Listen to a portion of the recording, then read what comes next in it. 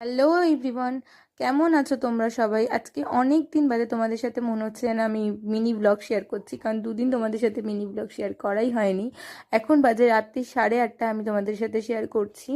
আর আমার রোজই এরকম, এর থেকেও বেশি লেট হচ্ছে, কারণ আমার দুদিন ধরে নাইট শিফট ছিল। তো ওভি নিতে এসেছিলো, বললাম অনেক খিদে পেয়েছে, বাইরের খাবার খাবো। তো খাওয়ালো না, অনেক রাত হয়ে গেছে বলে।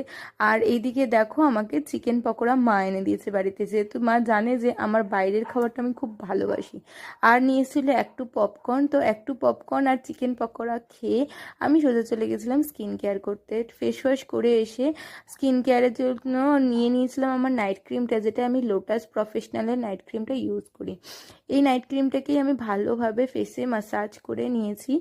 আর প্রপারভাবে মাসাজ করবে, আর তারপরে আমি আমার চুলটাকেও বিনুনি করে নিয়েছি, কারণ চুলটা এতটাই বড়, না বিনুনি করে আমি শুতে পারবো না, তাই দুটো বিনুনি আমি করে নিই। তো আজকে তো ভিডিওটা এখানে